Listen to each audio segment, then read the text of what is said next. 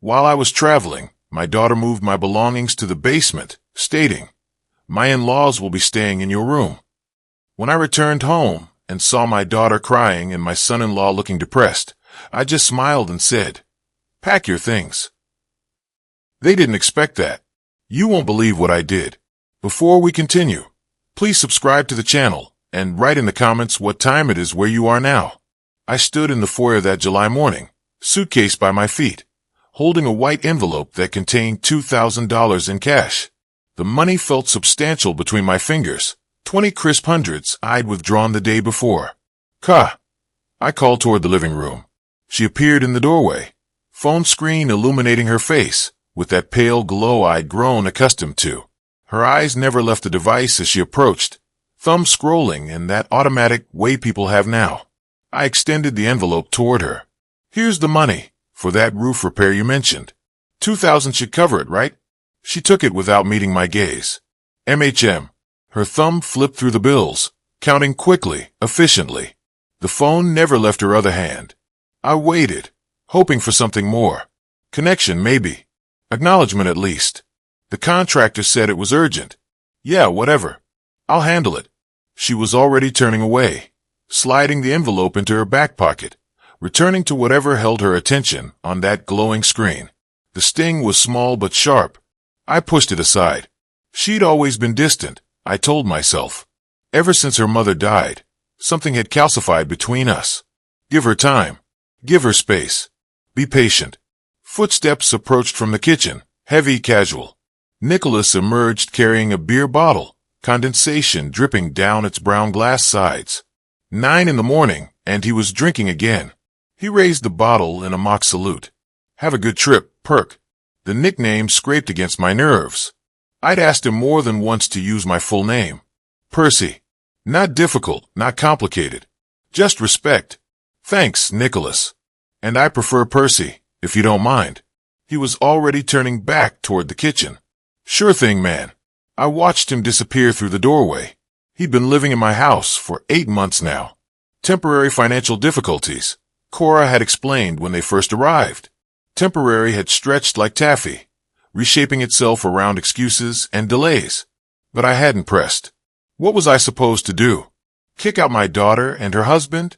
Put them on the street? That wasn't who I was. Before Nicholas vanished completely, I caught something. A glance between him and Ka. Quick, loaded with meaning I couldn't decipher. She glanced at him, then away. He nodded slightly. Then both returned to their separate spaces, as if nothing had passed between them. Paranoia, I told myself. Jet lag before the jet. I grabbed my suitcase handle and headed for the door. The airport was efficient. Check-in, security, gate. I settled into my seat on the Rome-bound flight, pulled out my worn copy of a Roman history book, let my spine relax into the cushion. 6 months of planning had led to this moment. Leading an educational tour for retired community members through Italy, sharing my passion for history, for learning, for those ancient stones that held centuries of human triumph and failure. This was what retirement should be. Finally living dreams you'd postponed. The engines roared. We lifted. Portland fell away beneath clouds. Hours passed. The Atlantic unreeled below us, while back home the sun climbed higher. Then began its afternoon descent. In my bedroom, the master bedroom on the 2nd floor that I'd shared with my wife for 33 years before cancer took her. Cora stood in the doorway, Nicholas beside her. Finally, he said, "Time to move." Ka hesitated, her hand lingering on the doorframe. She stepped inside slowly, looking around at the space. Her eyes landed on the framed photograph on my nightstand. Her mother and me at the coast. Wind whipping her mother's hair across her laughing face. Cora picked it up, studying it. "He won't care about this," Nicholas said, reaching over and taking the frame from her hands. He set it face down on a cardboard box they'd brought upstairs. "That's my mom." Cora's voice barely reached whisper level. "Then we'll put it somewhere safe in the basement. He won't even notice." Nicholas was already pulling clothes from my closet, dumping them into boxes without folding. My parents need a real room, not some basement cave. They're elderly. They deserve comfort. "Nick, maybe we should wait for what?" He turned to face her. hands on hips. He's gone for 2 weeks. My parents arrive in 3 days. This is happening. Cora stood there, conflict washing across her features. But this is his room, and this is our house now. Nicholas's voice carried the edge it always had when he wanted something firm, dismissive of alternatives. He's old, Cora. He doesn't need all this space. What's he going to do? Throw us out? We're family. Books came off shelves. My reading chair got dragged toward the door. The bedside lamp my wife had chosen, ceramic, hand-painted with blue flowers, disappeared into a box. Ka helped, her movements mechanical, her face carefully blank. Whenever doubt flickered across her expression, Nicholas would make another practical statement about his parents' needs, about elderly people and stairs, about how I'd understand, about how this made sense. By evening, the room had transformed. Their bed replaced mine. Nicholas's parents' belongings filled the closet. A new lock gleamed on the door. Nicholas had installed it himself, the drill worrying through wood, shavings falling to the floor like my presence being erased one curl at a time. Meanwhile, I stood on a terrace in Rome. The sun was setting, spilling gold across ancient buildings that had witnessed empire and collapse, glory and ruin.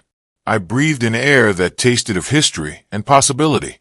My group had gathered behind me, exclaiming over the view, but I'd stepped slightly apart to experience this moment alone. Joy, pure, uncomplicated joy. This was living. This was purpose. I stood there watching colors bleed across the Roman sky, feeling more alive than I had in years, not knowing that everything I'd left behind was being systematically taken from me. 2 weeks of European history and laughter had left me exhausted, but content as the taxi pulled away from my front walkway that late Tuesday evening. Jet lag made my limbs heavy, made the suitcase in my hand feel like it contained stones rather than dirty clothes and souvenirs. But I was home. The word felt sweet. The lights were on. Someone had waited up. Thoughtful, I turned my key in the lock, pushed open the door, reached for the foyer light, switch out of habit. My tired eyes needed the extra brightness. Then I froze. 2 elderly people I had never seen in my life sat on my couch watching my television in my living room. The woman had gray hair pulled back in a loose bun. The man held the remote control, frozen mid-click. They turned their heads toward me in perfect unison, their faces registering the same confusion that must have been showing on mine. Several seconds passed. Nobody spoke. My exhaustion-fogged brain struggled to process the scene, to find some logical explanation. Home invasion? No. They looked too comfortable, too settled. Medical emergency requiring strangers? Nothing appeared wrong. Had I walked into the wrong house? No. There was my bookshelf, my reading chair, my mother's painting on the wall. Who are you? The words came out harder than I had intended. The man lowered the remote slightly. Who are you? The woman leaned forward, raising her voice toward the back of the house. Nicholas, there's someone at the door. Nicholas, understanding began to dawn. Cold and unwelcome, footsteps from the kitchen.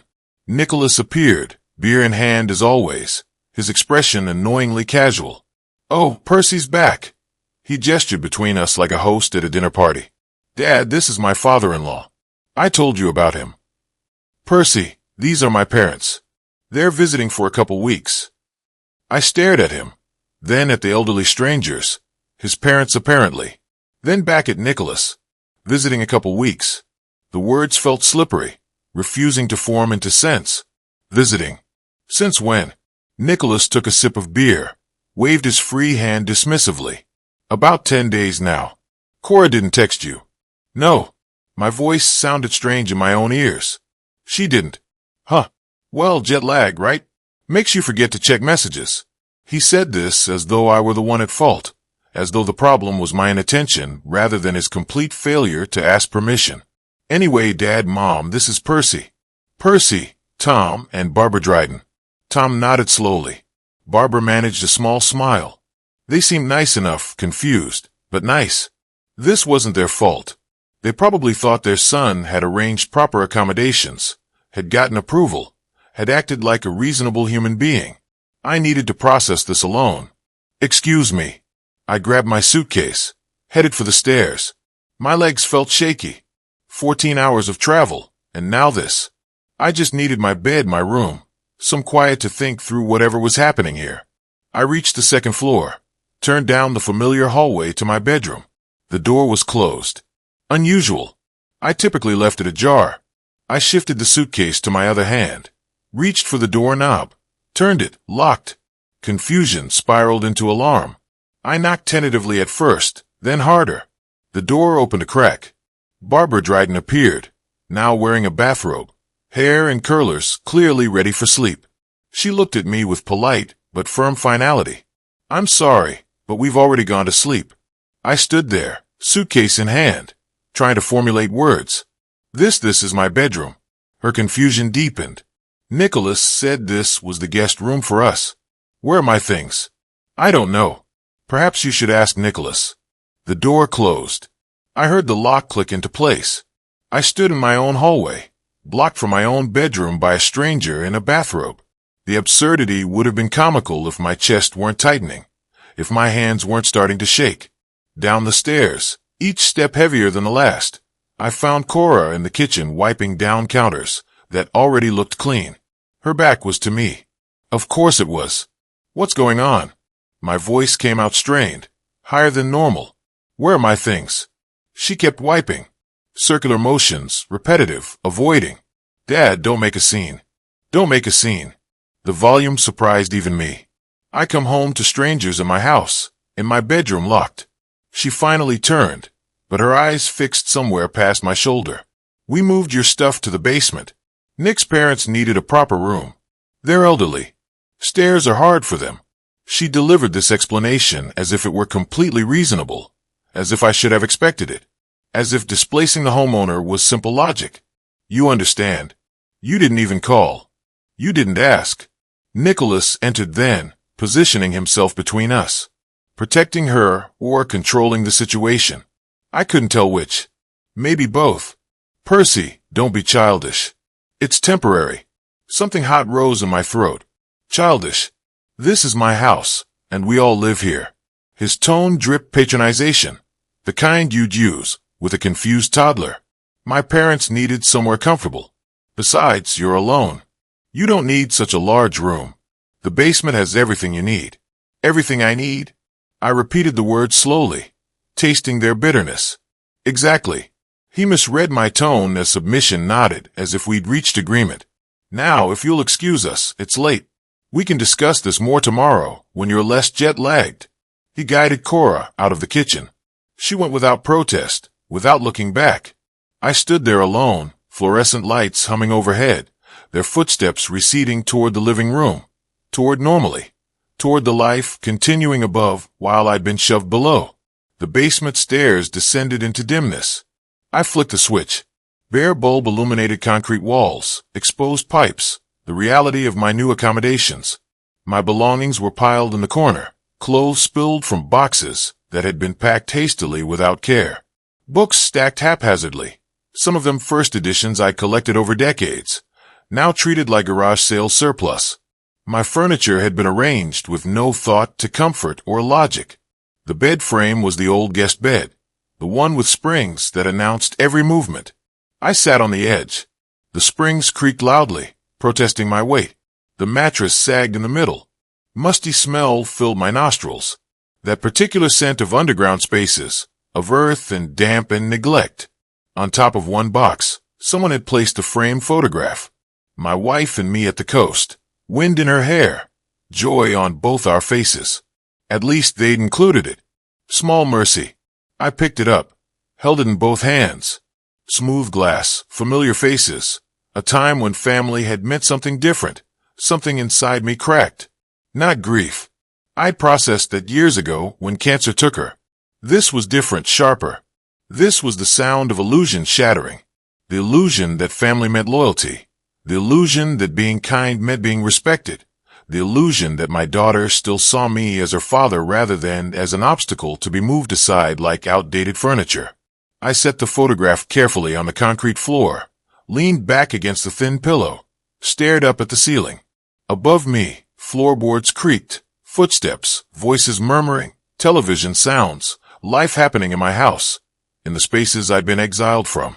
Tomorrow, I told myself. Tomorrow, I'd figure out what this meant. Tomorrow, I'd decide how to respond. But even then, in that moment of defeat, something else was forming. Small, hard, a seed of something I didn't recognize yet. It sat in my chest alongside the hurt and humiliation, quietly taking root. I closed my eyes, exhaustion finally pulling me under. The springs creaked one last time as I shifted position, trying to find comfort on a bed that wasn't mine, in a space that wasn't meant for living in the basement of my own house.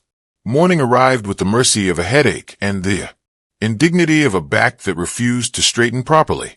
I woke on that basement bed, body stiff, every joint protesting the night spent on springs that had probably been ancient when I first bought them decades ago. Gray light filtered through the small window near the ceiling. The dampness had worked its way into my bones, something that never happened in my proper bedroom with its good mattress and climate control.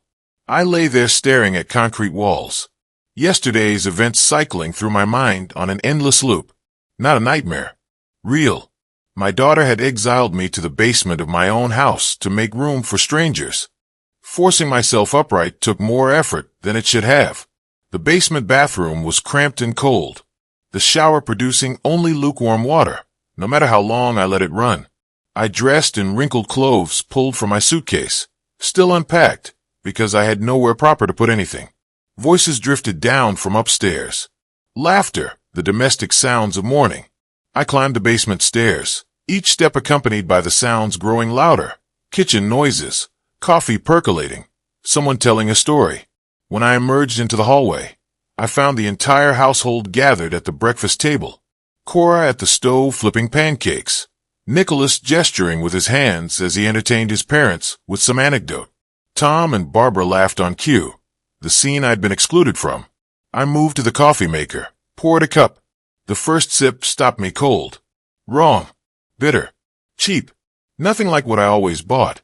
I turned to face the kitchen. Where's my coffee? The blend I always buy. Cora didn't look up from the stove. Dad, don't be so picky. Coffee is coffee. It's not about being picky. I've bought the same brand for 20 years. She flipped a pancake, with more force than necessary. Well, this is what we drink now. I set the cup down, noticing for the first time the table arrangement. 5 plates, 5 sets of silverware, 5 chairs occupied. I moved to the remaining empty chair and sat. Nobody offered me food. After a long moment, Cora glanced over her shoulder. Did you already eat? No, I just woke up. She shrugged, turning back to the stove. Well, I made exactly enough for 5. Didn't know you'd want some, too. The arithmetic landed like a slap. 5 people mattered. I didn't factor into the count. You made breakfast for 5 people, I said slowly. In my house. And I'm not one of them. Nicholas interrupted, his tone jovial, as if I were being absurd. There's cereal in the cabinet, Percy. Help yourself. I stood and walked to the refrigerator, needing space from their casual cruelty. Pulled open the door, nearly empty. Beer, Nicholas's preference, of course. Some picked-over takeout containers, condiments, nothing substantial, nothing I would have purchased. The freezer held more beer and frozen pizzas. I stood there, cold air washing over my face, understanding settling in. This had been happening gradually while I planned my trip, while I was gone. My groceries replaced with theirs. My preferences erased. My home transformed one substitution at a time. I closed the door. My appetite had vanished anyway. I needed to get out. Think clearly. Somewhere neutral. The walk to Central Library took 15 minutes. Cool morning air, familiar streets, the rhythm of movement helping me process what was happening. Inside, I wandered through the history section without really seeing the spines, picking up books and putting them down again. Near the legal section, I noticed a woman about my age examining books on family law, property rights, elder law. She caught me looking and offered a wry smile. Not the cheeriest reading material. Something about her directness invited conversation. We ended up at the small coffee shop inside the library. Her name was Beatrice Holmes, retired real estate attorney. Sharp eyes that missed nothing. She shared her story without my asking, as if she could see I needed to hear it. Her son had tried similar tactics, slowly taking control, changing documents, treating her like she was incompetent.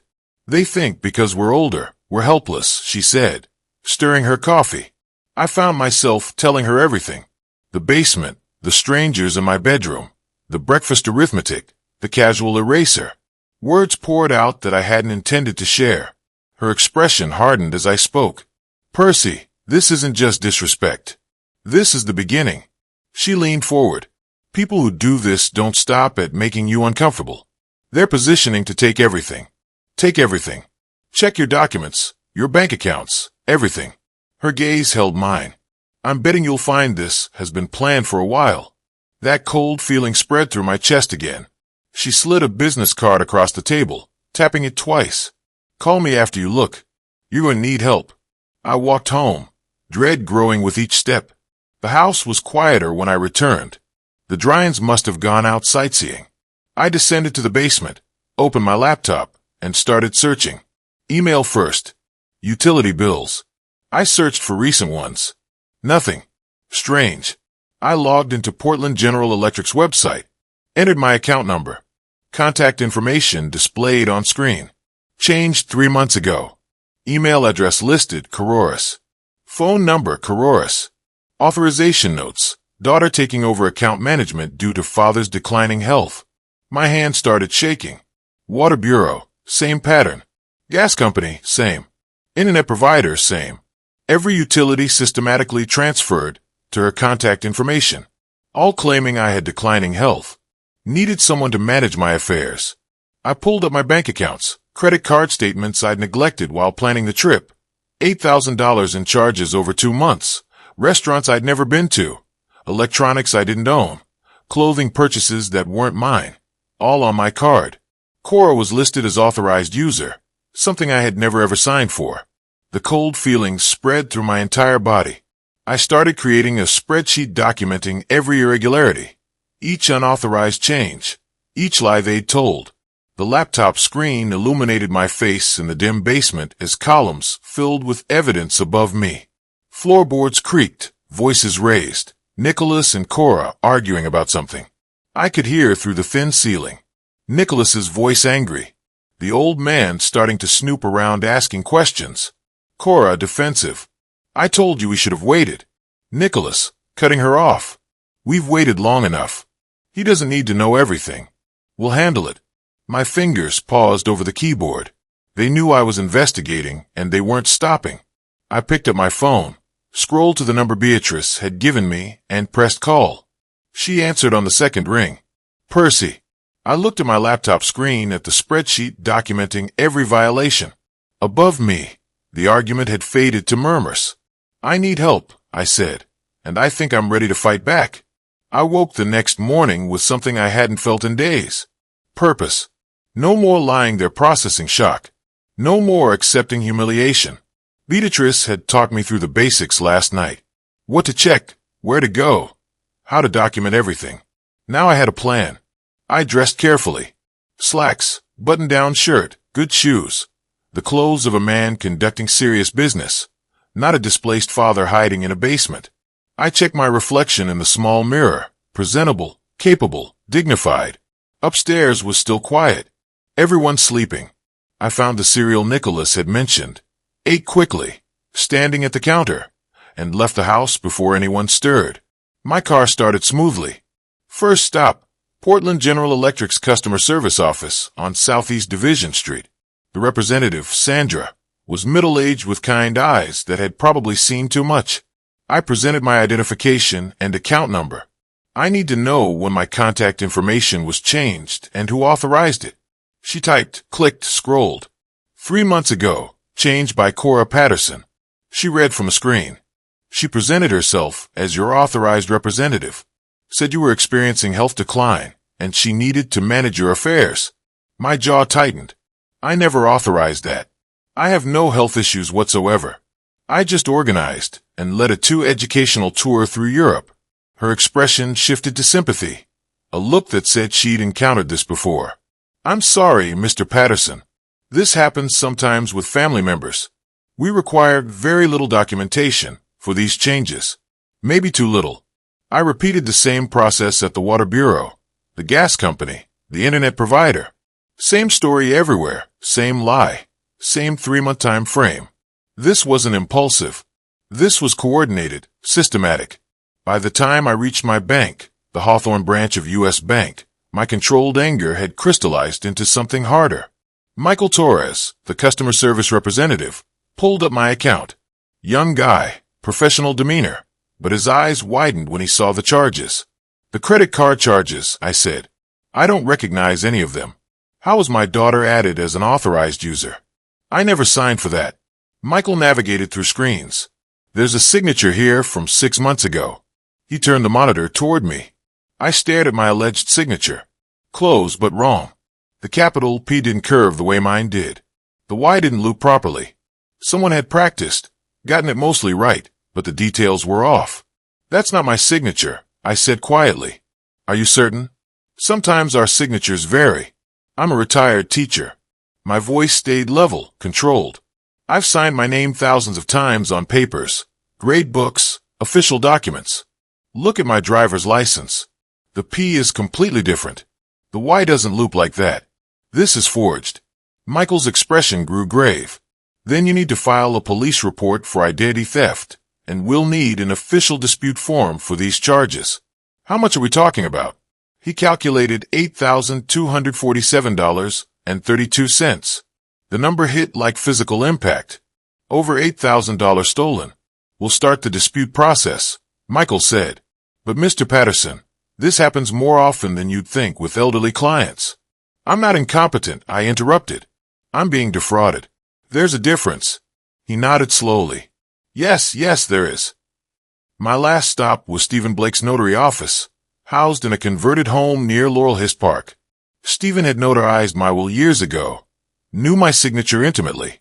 Stephen, I need to verify my will is still intact. He retrieved the file, spread it across his desk. Everything looked normal.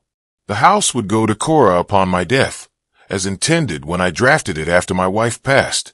But, Stephen said, squinting at his notes, you should check your property title recently. My stomach dropped. Why? In Oregon, if someone has access to your documents, they might try adding themselves to a title deed through a quit-claim deed, essentially trying to gift themselves partial ownership. He looked up at me. It's not legal if they forge it, but it creates a nightmare to untangle. How do I find out? Official title search. I can order it now. Rush processing takes 2 to 3 business days. I paid for it immediately. 2 to 3 business days. The wait felt like a ticking clock, counting down to revelation. When I returned home that afternoon, the house was empty again. I descended to the basement and spread everything across my makeshift desk. Created a detailed spreadsheet with columns. Date service, unauthorized change. Amount documentation. Electric company, unauthorized contact change. False claims of declining health. Water, same pattern. Gas, same. Internet, same. Credit card, $8,247 in fraudulent charges. Property title pending investigation results in 3 days. I photographed every document with my phone. Uploaded everything to secure cloud storage. Created backup files. The evidence mounted, irrefutable and damning. Evening settled in. I heard the front door open, voices returning, footsteps overhead, then raised voices again. Nicholas, angry. The old man's been everywhere today. Electric company, bank, notary. He's building the case. Cora, fear in her voice. What if he goes to the police? He won't. He's too weak. Too worried about family image. Nicholas's tone carried contempt. Besides, we've got cover. All those companies think he's sick. We just need to make sure everyone else believes it, too. A pause. Then Cora, hesitant. You want to make him look incompetent? We already started. Now we finish. I sat motionless at my desk, phone in hand. They weren't backing down. They were escalating, planning to destroy my credibility. Make everyone believe I was declining, incompetent, unreliable. I pulled up Beatrix's contact and pressed call. She answered immediately, voice alert. What did you find? I looked at the evidence spread before me. Everything you warned me about. 3 months of systematic changes. $8,000 in forged charges. They told utility companies I have declining health. I don't. and they might have tried to alter my property deed. Sharp intake of breath. Percy, this is serious fraud. You need legal representation. I need more than that. I need them out of my house legally. Pause. Then firm. Tomorrow morning, 9 o'clock. Bring everything you found today. We're going to need a lawyer. Above me, the voices had gone quiet, planning their next move, no doubt. Good, I said, staring at the ceiling, at the floorboards of my stolen life. I'm done being defensive. Stumptown coffee smelled like hope and fresh beginnings when I pushed through the door at 9 the next morning. The bell chimed overhead. Beatrice sat at a corner table, 2 steaming cups already waiting, spiral notebook open, several thick legal reference books stacked beside her like ammunition. She looked up as I approached, gestured to the empty chair.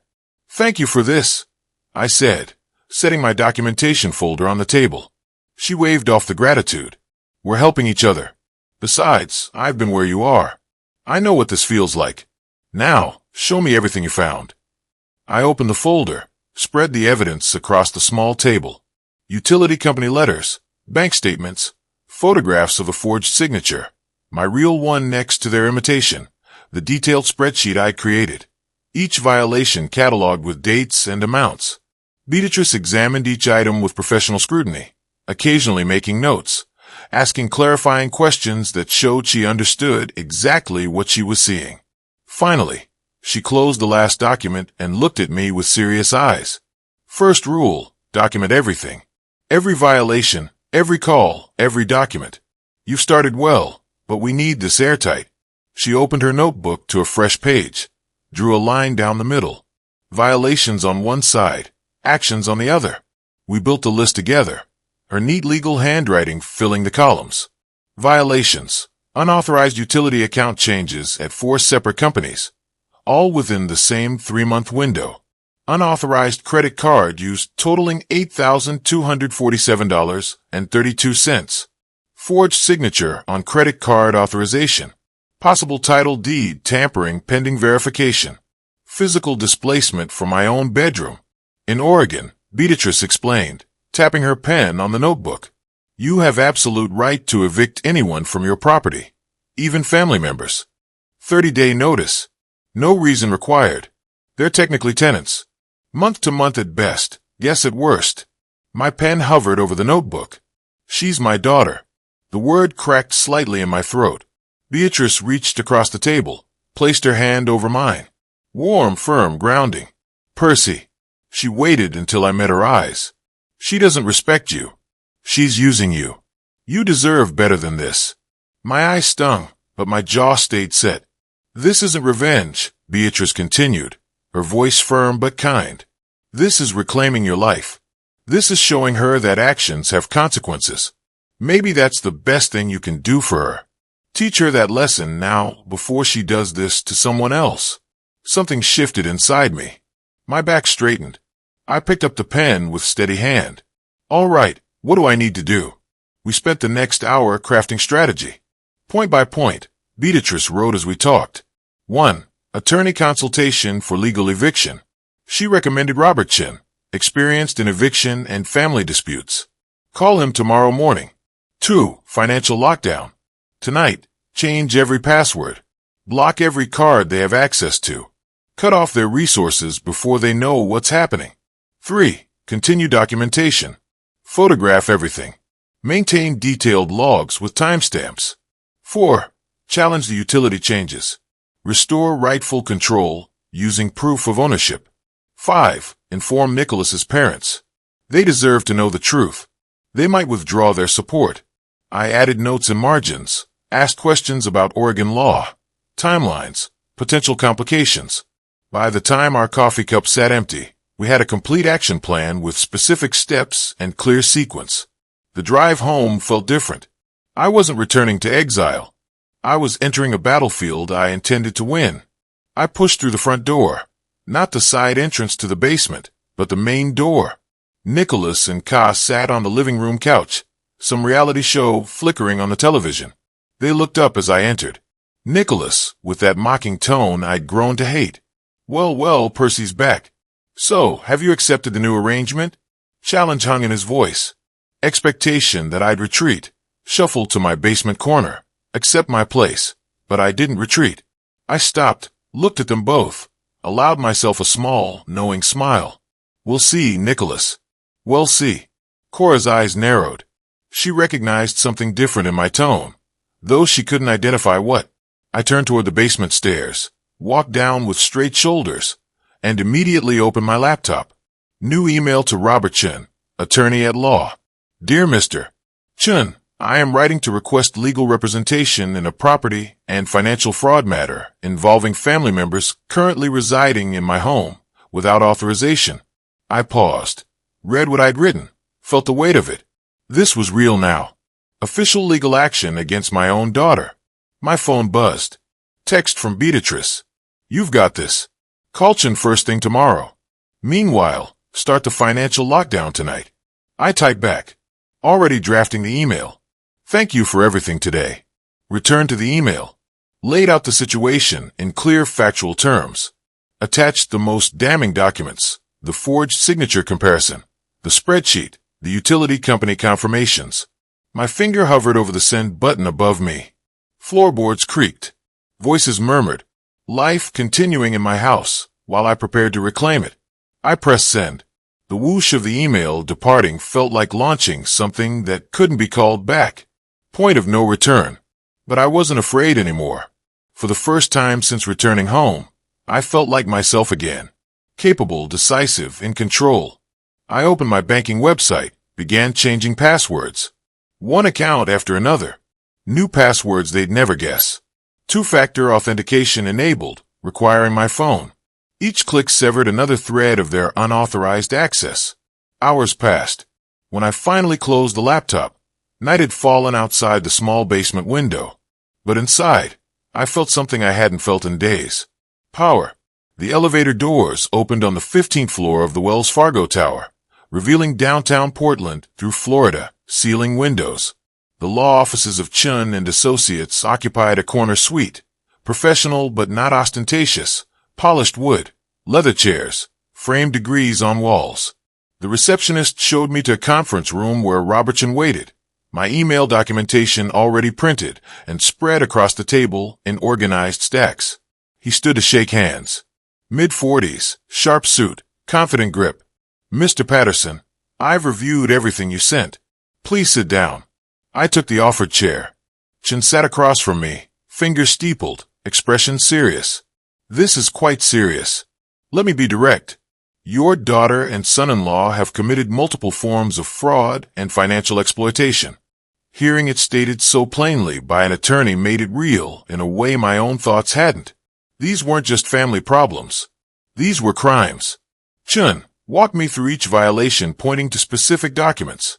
Unauthorized utility changes, fraud, forged signature on credit card authorization, identity theft, $8,000 in unauthorized charges, grand theft, possible title deed tampering, attempted property fraud. He pulled out a yellow legal pad, began making notes in precise handwriting. Oregon law is very clear on eviction rights. You can issue 30-day notice without providing any reason.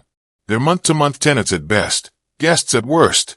Given the financial fraud, you could argue 24-hour eviction, but 30 days is safer legally. Can we get them out? My voice came out more desperate than I'd intended. Out of my house. Absolutely. Chen's confidence was reassuring. You have absolute right to evict. What stops them from doing more damage in 30 days? That's my concern. We lock everything down first today, before they know what's happening. He leaned forward. Surprise is your advantage. They think you're passive. When we strike comprehensively and all at once. By the time they realize what's happening, you'll have already secured your assets and filed legal paperwork. He slid a document across the table. Retainer agreement. I suggest we move forward immediately. Today, you lock everything down. Tomorrow I file the eviction notice. Within 72 hours, we submit police report. Gives them no time to plan counter-strategy. I looked at the agreement, thought of my basement exile. The empty refrigerator. Cora counting my money without acknowledgement. Nicholas's mocking smile. I pulled out my pen. Where do I sign? Chen's slight smile told me he approved. Right there. And Mr. M. Patterson, you're doing the right thing. I left his office with a checklist and renewed purpose. First stop, the Hawthorne branch of my bank. The teller processed my request sufficiently. Close Cora's authorized user status on all accounts. Change all online passwords.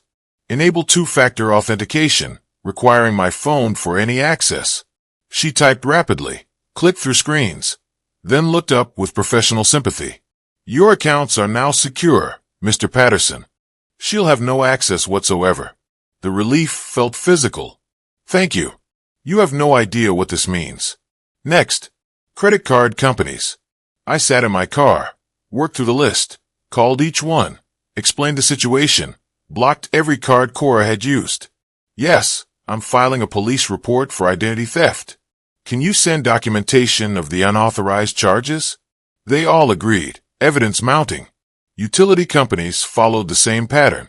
One by one, I called Portland General Electric, the Water Bureau, gas company, internet provider, provided my documentation, demanded they restore my contact information immediately. My daughter had no authority to make those changes. Please revert everything to my name and contact information. Each company apologized, processed the requests. By late afternoon, I'd locked every door they'd jimmied open. Cora stood at the grocery checkout, cart full of expensive items. Steaks, wine, pre-made meals. She handed the cashier Percy's credit card with casual confidence. The machine beeped. Declined. Cora frowned. Try again. Same result. Do you have another form of payment? Flustered, fumbling, Cora pulled out her own card. It barely covered the total. People in line behind her shifted impatiently. Her face flushed. In the parking lot, she called the credit card company, anger building with each passing second on hold. Why was my card declined? The representative's voice remained neutral. That account has been closed by the primary card holder. I show you had authorized user status, which has been revoked. The words hit like cold water. Revoked by the primary card holder, by her father. She drove home, fury replacing shock. Found me in the basement reading a history book. Picture of calm. What did you do? She didn't knock, just stormed in. My card was declined at the store. I didn't look up for my book. Protected my assets. Do you have a question? This is unbelievable after everything I've done for you. I finally looked up, met her eyes with level gaze. What exactly have you done for me, Cora? Moved my things to the basement, spent thousands of my dollars, forged my signature. Tell me which of those I should be grateful for. She sputtered, words failing. You don't understand. I understand perfectly. I returned to my book. Now, if you'll excuse me, I'm busy. She stood there, mouth opening and closing, then turned and fled up the stairs. Evening came. Nicholas tried logging into the electric company account. Access denied. Water account denied. Gas, internet, everything denied. Every password changed. He slammed his laptop closed. Rage building. Stormed to the basement stairs. Heavy footfalls announcing his approach. I heard him coming, didn't move from my chair. He appeared in the doorway, filling it with his bulk, voice threatening. Old man, you're playing a dangerous game. This is our home now. You can't just. I stood. Something in my movement made him pause. I stepped forward. Nicholas surprisingly stepped back. This is my home, I said, voice quiet but steel hard. It always has been. It always will be. And it's time you understood something, Nicholas. I'm done being pushed around. You think you can just kick us out? We have rights. You have the right to face consequences. I stepped closer. You want to play games with my property, my money, my dignity. Fine. But now I'm playing back. I walked past him toward the stairs. He didn't try to stop me. And I'm much better at this than you are. I climbed past him, left him standing frozen in the basement doorway, shock replacing his usual swagger. At my laptop, I found an email from Robertson. Eviction notice drafted and ready for delivery. Police report scheduled for tomorrow morning. Everything is in motion. You did the right thing. I allowed myself a small smile. Typed response. Thank you. For the first time in days, I feel like I'm taking my life back. Above me, urgent voices argued. Nicholas and Cora, worried now, desperate. I opened a new email. Tom and Barbara Dryden's address. which Nicholas had once casually mentioned. They deserved to know what their son had done, what he'd turned their visit into. I began typing. Dear Mr. and Mrs. Dryden, I'm writing to inform you of some concerning events that have occurred during your visit. My fingers moved steadily across the keyboard. No hesitation now. The truth needed to come out. All of it. Morning brought no relief for Cora and Nicholas.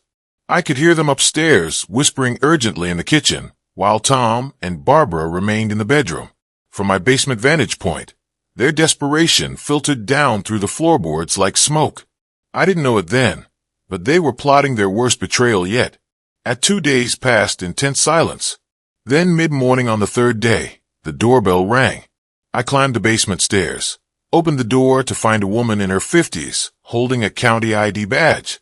Mr. Patterson, I'm Janice Crawford from Adult Protective Services. May I come in? Confusion must have shown on my face. Adult Protective Services? I'm sorry, I don't understand. Has something happened?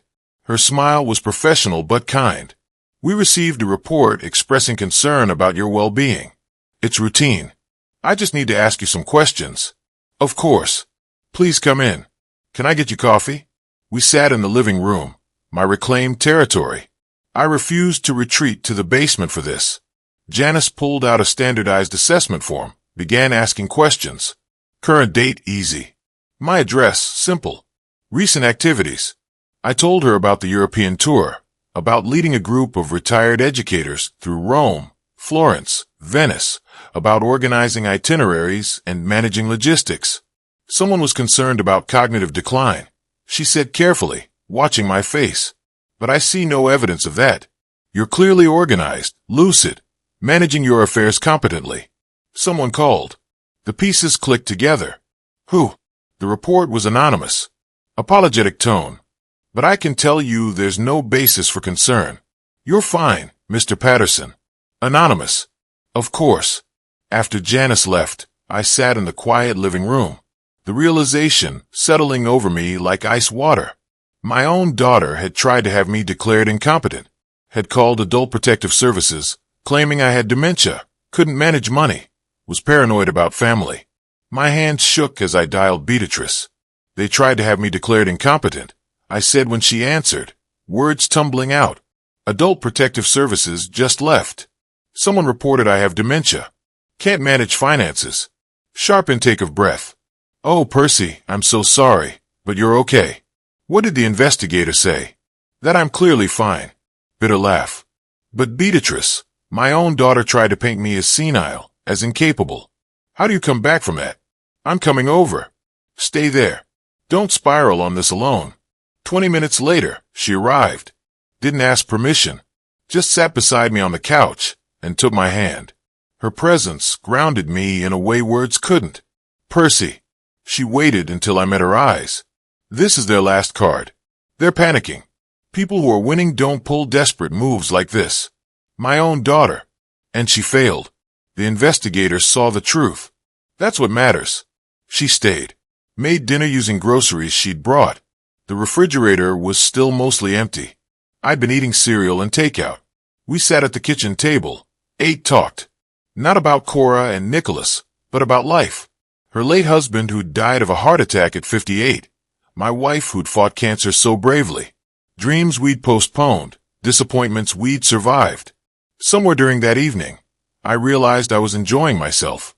Despite everything, or perhaps because of everything, I felt more alive than I had in years. Beatrix's presence was comfortable, solid, real. When she left late that evening, she squeezed my hand at the door. You're stronger than they know. Stronger than you knew. I watched her drive away, feeling something shift, not just about Cora, about life's possibilities. Upstairs, Nicholas was attempting damage control with his parents. I heard fragments through the ceiling. Nicholas's voice insistent. Tom sharp and skeptical. Dad, you have to understand. Percy's making up stories, because he's angry we're here. He's always been difficult. Tom's voice cut through. Nicholas, stop. We're not stupid. Fine. He wants us all gone. All of us. You see how unstable he is? And now he's trying to evict you, his own guests.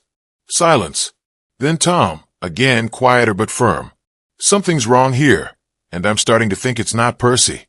The next morning, a courier delivered a large envelope from Chun and Associates. I signed for it, returned to the basement, opened it with deliberate slowness.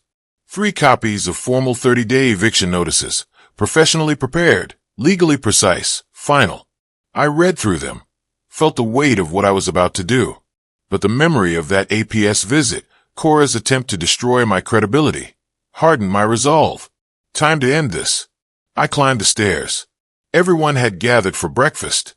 Cora at the stove, Nicholas at the table, Tom and Barbara with their coffee. Morning light streamed through the windows. I walked in, placed 1 eviction notice at Nicholas's place, 1 at Corora's, 1 at Tom and Barbara's. The papers landed with quiet finality. What is this? Corora's voice already knew the answer. 30-day notice of eviction. My tone stayed level, factual for you, Nicholas, and his parents. You have 1 month to find other housing. Cora went pale. The spatula dropped from her hand, clattering against the stove. Dad, you can't be serious. Completely serious. Nicholas started to stand, voice rising. You can't just cut him off. My voice sharp for the first time. I can. I have. This is my property. You've been notified. You have 30 days. Tom picked up his copy, read it, showed it to Barbara. Their faces registered shock, but also something else. Confirmation. This made everything real. Percy wasn't just being difficult. Cora's eyes filled with tears. Please, Dad, don't do this. We can talk. I turned to leave, then paused. No, I wouldn't retreat to the basement. Not anymore. I walked to the living room instead, sat in my own chair in my own house, pulled out my phone, texted Beatrice. It's done. They've been served. Her response came immediately. I'm proud of you. Are you okay? I looked around the living room, my space reclaimed. Looked toward the kitchen, where 3 people sat with eviction notices. Felt something settle in my chest. Yes, I typed back. For the first time in a long time, I'm okay. The next 3 days blurred into chaos. Cora cried constantly, intercepting me at every opportunity. Please, Dad, just talk to me. We can fix this. I walked past her. She followed to the basement stairs. Where will we go? What will we do? Please. My heart twisted, but I didn't respond. Nicholas took the opposite approach, aggressive, cornering me in the kitchen while I measured coffee. We're not leaving. What are you going to do? Call the police on your own daughter. If necessary, yes. He slammed his hand on the counter. You're making a mistake, old man. I met his eyes. The mistake was letting you stay this long. Upstairs, Tom and Barbara heard everything. I could feel their discomfort growing. Day 3. After the notices, Tom knocked on the basement door. I opened it to find both of them looking exhausted. Percy, we need to talk. All of us. Tom's voice was firm. Barbara and I have heard Nicholas's version. We read your email. Now there's eviction notices. We need the truth tonight. Everyone in the living room. I considered, then nodded. 7 o'clock, but I'm bringing a witness. A friend? Tom frowned. A witness? Why? Because you deserve the whole truth, and I want someone objective there who isn't family. They exchanged glances, nodded agreement. I texted Beatrice immediately. Family confrontation tonight. Can you come? Her response wouldn't miss it. I'll bring the documentation we organized. Evening arrived, 7 o'clock. I'd arranged the living room deliberately. Chairs in a semicircle facing the couch where Tom and Barbara sat. I took my armchair, Beatrice beside me in a dining chair I'd brought in. Cora and Nicholas sat opposite as far from me as possible. The room felt like a courtroom. Tom cleared his throat. All right, someone tell us what's really happening. Nicholas says Percy is overreacting to normal family tensions. Percy, your email claims fraud and theft. The truth. Now I open my folder.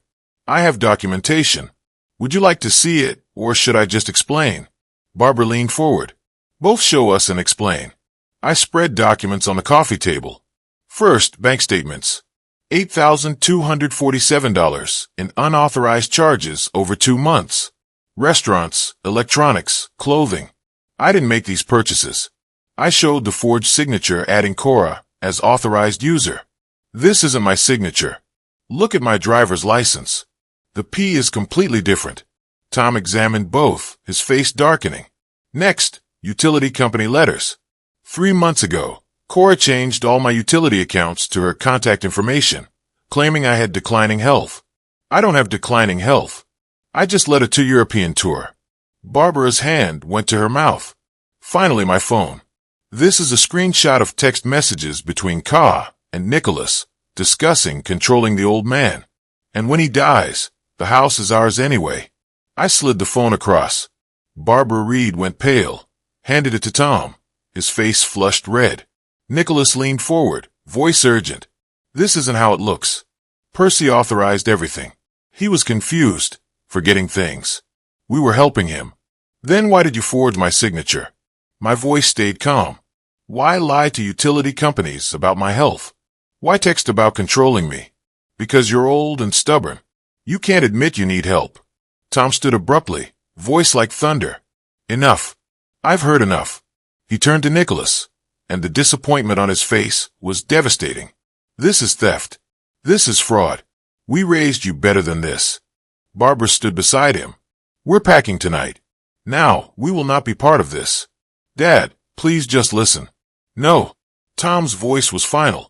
We're done listening to you. As Tom and Barbara left the room, Ka crumbled. She slid from her chair to her knees, hands clasped like prayer. Daddy, please, please forgive me. Sobs broke her words. I didn't know it would go this far. Nicholas kept saying you wouldn't even notice, that you were going to leave everything to me anyway. So what did it matter? The confession spilled out. He said you'd die soon, and we deserve to enjoy the house now. That you were selfish, keeping it all to yourself. I didn't want to do the APS call. I swear I didn't. But he said you'd take everything away. I looked down at my daughter on her knees and felt the full weight of her betrayal mixed with terrible sadness. Tears ran down my face now, too. Cora. My voice wasn't angry, just tired. I gave you everything. Paid for your education. Gave you and Nicholas a home when you needed it. All I needed was respect. That's all. I'm sorry. I really am. I believe you are. I nodded slowly. But you're sorry you got caught, Cora. You're sorry you're losing what you wanted. I don't think you're sorry for what you did to me. Beatrice, silent until now, spoke. Her voice was calm, legal, but not unkind. Mr. and Mrs. Dryden are right to leave. Cora Nicholas, people don't change until they face consequences. Real consequences. Percy isn't punishing you. He's saving himself. I stood. You have 27 days to find somewhere else to live. I suggest you start looking. Tom and Barbara appeared in the doorway, suitcases in hand. They couldn't pack everything, but enough. Tom walked to me, extended his hand. I'm sorry. We should have seen it sooner. I shook his hand. You were visiting your son. You had no reason to suspect. Barbara, crying quietly. We'll get the rest of our things this week. We'll call first. And Percy, thank you for telling us the truth. We deserve to know what kind of man we raised. They left. The door closed. In the sudden silence, Cora got up from the floor, walked upstairs without a word. Nicholas followed, shooting me a look of pure hatred. Percy and Beatrice remained alone in the living room. I collapsed into my chair. The adrenaline drained away, leaving exhaustion. Beatrice sat on the arm of my chair, her hand on my shoulder. You did it, she said quietly. I looked around my living room, looked at the closed door, looked at the ceiling. I don't feel like I won. I feel like I lost a daughter. Her hand squeezed my shoulder. You lost someone who was treating you like an ATM. Maybe someday Cora will become someone you can have a relationship with, but that person doesn't exist yet. I nodded, leaned back. Her hand on my shoulder felt like the only solid thing. Stay, I asked quietly. Just for a while, she smiled. As long as you need. Morning arrived, and with it the realization that everything had changed, yet nothing was finished. I woke in my armchair, neck stiff, still wearing yesterday's clothes. 26 days remaining. The house was quiet, different from the tense silence of recent weeks. This was peaceful silence. I heard movement upstairs, Cora and Nicholas waking, facing their new reality. I made coffee, my preferred brand, finally restored. Stood at the kitchen window, watching dawn break over Portland. The house was still shared with people who betrayed me. But the sentence had an end date now. I could count it down.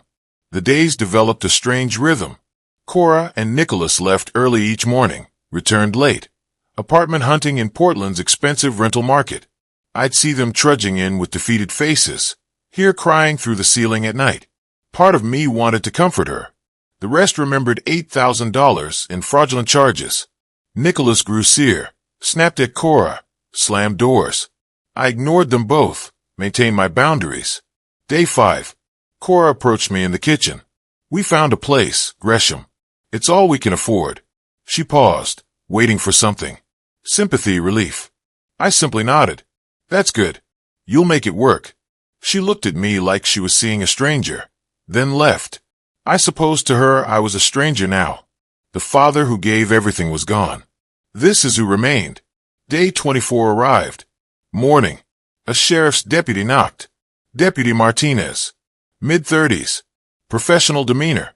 A formality I'd arranged through Attorney Chun to ensure the process stayed peaceful. Mr. Patterson, I'm here to oversee the eviction process. I showed him the paperwork.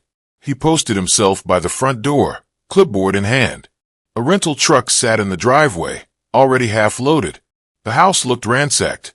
Boxes everywhere, furniture moved. Years of their presence being systematically erased.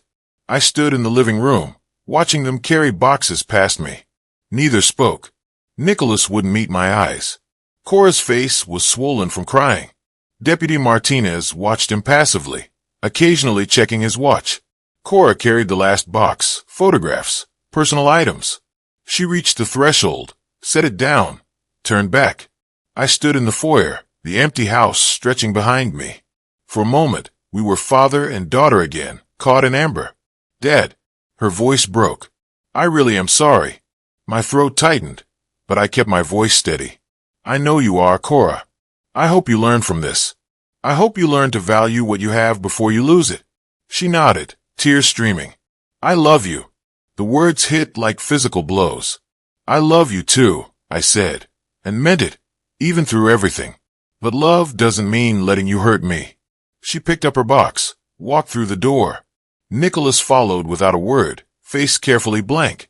The door closed. I stood alone in my house, truly mine now, and felt a strange mix of liberation and grief. I walked through the empty rooms, upstairs to the master bedroom that strangers had occupied. The room was clean, but impersonal, stripped of warmth. I sat on the edge of the bed, my bed, and allowed myself to feel everything. The relief, the loss, the victory that felt hollow, the freedom that felt lonely. I cried finally for the daughter I'd hoped Cora would become, for the family I'd imagined having in retirement, for the years spent being taken for granted. When the tears stopped, I stood, washed my face, began making a list of what needed fixing, cleaning, restoring. Grief could wait. Right now, I had work to do. Late afternoon, the doorbell rang. Beatrix stood there with painting supplies, cleaning materials, take-out dinner. Thought you could use some help. Something warm bloomed in my chest. Gratitude, affection, something deeper I wasn't ready to name yet. You didn't have to do this. I know. I wanted to. She stepped inside. Besides, you helped me restore my life after my son. Let me help restore your house. We started in the master bedroom. Beatrice insisted. Reclaim your space first. We moved furniture, scrubbed walls, assessed damage. A hole punched in the closet wall, water stains on the windowsill, scratches on hardwood, nothing unfixable. As we worked, we talked. Not about Cora and Nicholas, but about possibilities. What shade should the bedroom be? What comes next? Beatrice climbed a ladder to paint near the ceiling. I steadied it, my hand on her ankle, and realized this felt right, this partnership, this presence. Over the next days, we transformed the house. Soft blue for the bedroom, warm cream for the living room. We worked in comfortable rhythm, she precise and methodical, I patient and detail-oriented. During one afternoon session, both painting opposite walls, Beatrice asked without turning, Percy, what now? What's next for you? For us? I paused, roller dripping. What do you mean? She turned then, paint speckled and beautiful. What's next for you? For us? The S hung in the air. I set down my roller cross to her. I think maybe it's time to start a new life. Not as a victim, but as someone who controls his own happiness. Beatrix smiled. That sounds like a very good plan. We stood close. She had paint in her hair. I probably did too. Our hands found each other. Paint sticky and warm. Would you want to be part of that plan? I already am, she said. A week after eviction day. The house looked like mine again, better than before. Fresh paint, repaired damage, rearranged furniture. I stood in the master bedroom, my bedroom, looking at the transformation.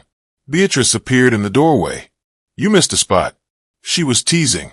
There were no spots. The room was perfect. This house has good bones, she said, stepping inside. Just needed someone to care for it properly. I knew she wasn't just talking about the house. I'd like to keep caring for it, I said, if you'd help me. She moved closer, took my hand. I'd like that very much. We stood together, afternoon light streaming through clean windows, holding hands like teenagers. The house was quiet, but the good kind of quiet now, peaceful, full of possibility. So, Beatrix said, what's our first adventure in your new life? I thought about travel brochures, retirement dreams, having someone to share them with. What would you say to Crater Lake in the fall? She grinned. I'd say yes. Late August arrived with the kind of morning that makes you believe in second chances. Sunlight streamed through my kitchen windows. I stood at the counter preparing coffee. My preferred blend from a local roaster Beatrice introduced me to.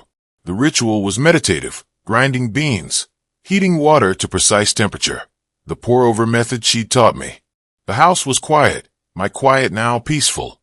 No tension hiding in corners, just space and light and possibility. I carried my cup to the back terrace, a space I'd recently restored. Garden furniture. Beatrice helped me select, flowers blooming in pots. The doorbell rang. Beatrice, punctual as always, carrying a basket covered with cloth. Fresh scones, blueberry, still warm. You spoil me. She settled at the terrace table. Someone should. You've earned it. Over breakfast, we spread maps and travel guides on the table. Crater Lake National Park, Oregon's crown jewel. Beatrice had been once decades ago. I'd somehow never managed the trip. We should take the scenic route, she suggested, tracing highways on the map. Stop in small towns. No rushing. I smiled. I spent my whole career organizing efficient tours. Now I just want to wander. A week at Crater Lake. Why not two? First week there. Second wherever we end up. She looked delighted. Look at you embracing spontaneity. We planned for mid-September after summer crowds before winter weather. This spontaneity felt foreign and wonderful.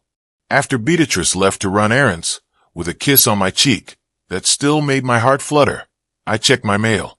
Among the bills, a handwritten envelope, Cora's familiar script. I stood at the mailbox for a long moment before opening it. The letter was several pages, handwritten, tear-stained. She'd started therapy, working full nursing shifts, trying to pay down debts. Dad, I know I don't deserve forgiveness now. Maybe never, but I'm trying to understand how I became someone who could hurt you that way. Nicholas and I are figuring things out, whether we even should be together. He's the one who pushed a lot of it, but I let him. I chose to go along. That's on me. I hope someday I can be the daughter you deserved. I hope someday you can be proud of me again. I read it twice, then folded it carefully. My eyes were wet, but I wasn't sure if it was sadness or relief, or something else entirely. Beatrice returned to find me on the terrace, letter in hand. She didn't ask, just sat beside me and waited. Eventually, I handed it to her. She read in silence, then folded it and gave it back. How do you feel? I considered. I don't know. Part of me wants to call her. Part of me thinks she's only sorry because she lost what she wanted. Beatrice nodded. You don't have to decide today or this year. Maybe she'll become someone you can trust again. Maybe not, but that's her journey, Percy. Not yours. I took her hand. You're very wise, she laughed. I'm very old. It comes with the territory. We're very old, and I've never been happier. She squeezed back. Neither have I. Evening came. Beatrice had gone home. She maintained her own house. though we discussed moving in together more often now. I sat on my terrace, watching sunset paint Portland in oranges and purples. I thought about the man who'd returned from Europe 6 weeks ago, expecting warmth and finding betrayal. That man was softer, more naive, more willing to be used. The man sitting here now was different, harder in some ways, but stronger. Not bitter, but bounded. I'd fought for my dignity, my property, my right to respect, and I'd won.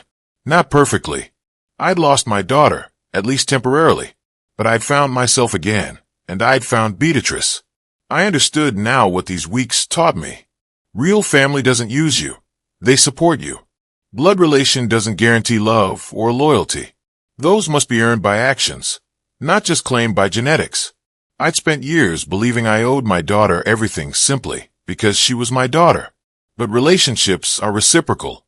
I could offer love, support, home, but she needed to offer respect, honesty, appreciation. When she stopped, the relationship became parasitic. I'd had to cut it out to survive. And maybe that was the only way she'd learned what a real relationship requires. That understanding settled in my chest like peace. I wasn't the bad guy for enforcing boundaries. I wasn't cruel for demanding respect. I was just a man who finally chose himself. Early September morning, Beatrix's car in the driveway, trunk open. I locked my front door, my house, my rules, my peace, and carried the last bag to the car. We'd packed for 2 weeks. Hiking clothes, cameras, maps. I paused at the car door, looked back. The house stood solid, welcoming, waiting for my return. No longer a prison or battlefield, just home. Beatrice started the engine. Ready. I settled into the passenger seat, more than ready. As we pulled away, Portland spread behind us, the open road ahead, highway stretching forward, morning sun making everything golden. Beatrice drove. I navigated, taking the scenic route. No rush. 2 weeks to wander. I watched the landscape scroll past. Forests, mountains, small towns. Glanced at Beatrice. Silver hair catching sunlight. Confident hands on the wheel. Small smile playing on her lips. This woman who appeared when I needed her most. What are you thinking? She asked without looking over. That I thought my life chapter was closing. That after retirement you just wait. She glanced at me. And now I took her free hand. Now I understand that life continues as long as you let it continue. I chose myself. And somehow I found you. She squeezed back. We found each other, Percy, at exactly the right time. The road curved ahead, disappearing into trees. We didn't know exactly where we'd end up, just that we were heading there together. I settled back in my seat, feeling something I thought I'd lost. Freedom. Not freedom from Cora or Nicholas. Freedom from fear of being used. Freedom from believing I had to tolerate disrespect for the sake of family. Freedom to build the family I choose, the one that supports rather than exploits. The sun climbed higher, the road unfolded. Beatrice and I drove toward Crater Lake, and whatever came after, ready for the next chapter together. If you like this story, please like this video, subscribe to the channel, and share your impressions of this story in the comments. To listen to the next story, click on the box on the left.